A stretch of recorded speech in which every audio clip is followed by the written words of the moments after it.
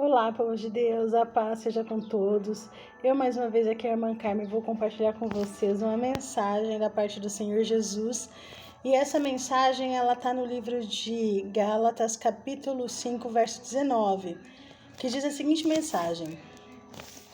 A gente está falando da Bíblia, e aí a gente vai lá compartilhar a mensagem da palavra de Deus, que está escrito assim: porque as obras da carne são conhecidas, as quais são adultério, prostituição, impureza, lascívia, idolatria, feitiçaria, inimizades, porfias, emulações, iras, pelejas, dissensões e heresias, invejas, homicídios, bebedices, glutonarias e coisas semelhantes a estas, acerca das quais vos declaro, como já antes vos disse, que os que cometem tais não herdarão o reino de Deus.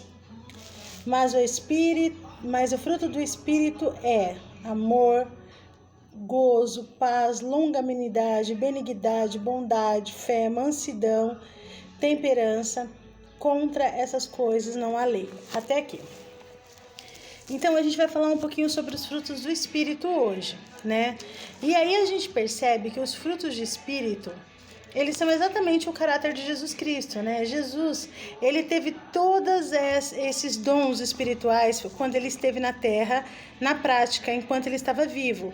Então a gente percebia que ele tinha amor, ele tocava nas pessoas doentes e ele o sarava, né? Ele tinha alegria, ele assim, as circunstâncias não abatiam ele mesmo sabendo que ele ia ser entregue aos inimigos, ele fez a última ceia e se alegrou com os discípulos, né?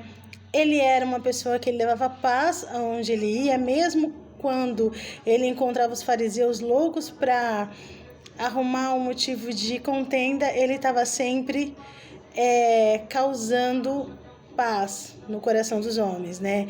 Ele era longânimo, ele era bondoso, benigno, ele era a fé, ele era a mansidão e ele era a temperança, né?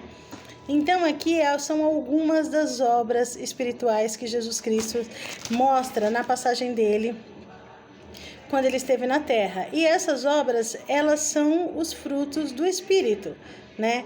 E ele diz que para essas obras não existe lei, né? Porém, para as obras da carne existem leis, né?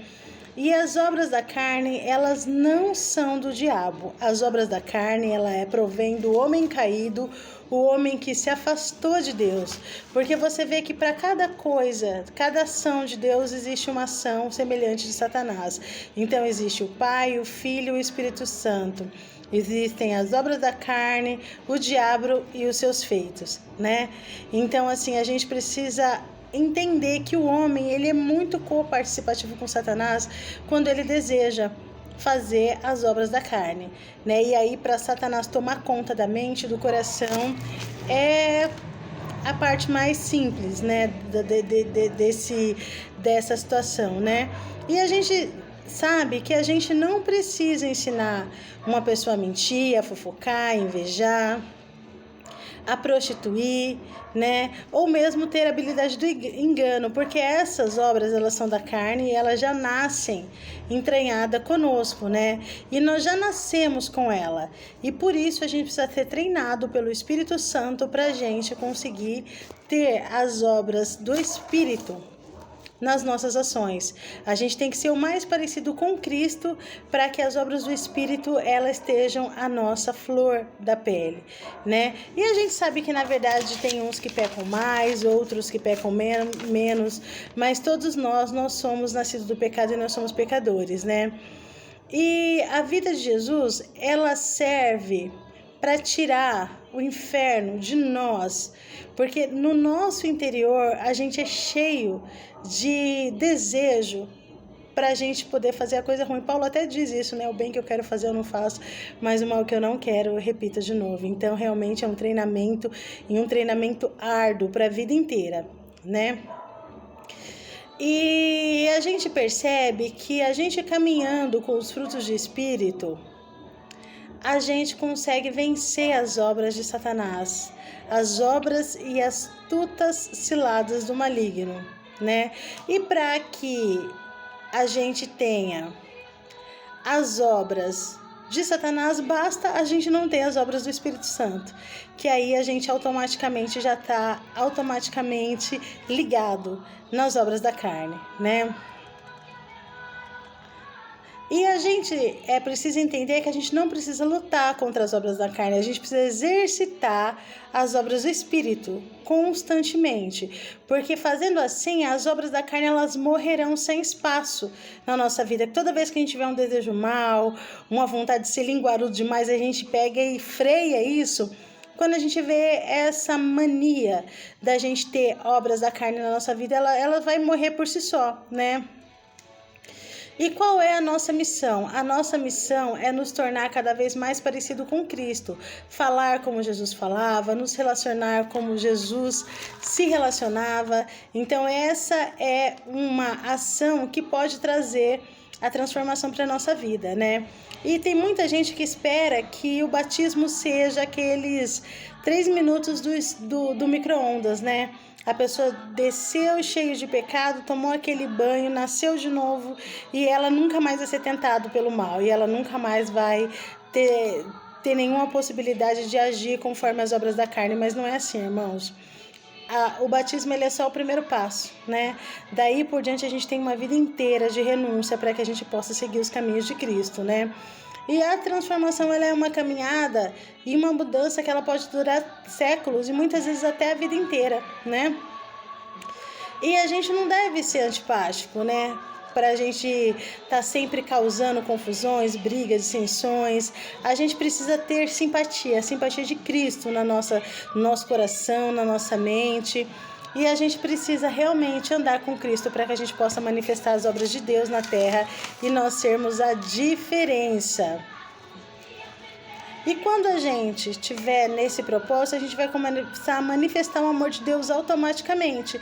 E quando a gente decide manifestar o amor de Deus, simplesmente a gente não precisa de muita coisa, porque as pessoas só precisam se sentir amadas para que elas se aproximem de nós. A gente nota muito nisso naquelas igrejas onde tem muitas pessoas, em que as pessoas decidem fazer discipulado, tratar as pessoas, receber elas como elas estão, para que elas vivam um processo de transformação, né, através da palavra de Deus, através dos cultos, das ministrações. E a gente percebe que naquelas igrejas onde quanta menos pessoa tem, as pessoas elas se acham tão crentes, que ela acha que a pessoa que é pecadora ela não pode ter parte naquela comunhão, naquele povo. E por isso que acaba fazendo com que o reino de Deus ele fique ali, ó, mirrado. A pessoa não abre a visão. E aí ela começa a enxergar defeito em todo mundo é do diabo, ninguém. E não é assim, irmãos. A gente precisa saber que nós estamos num treinamento constante. A gente está numa escola constante do Espírito Santo.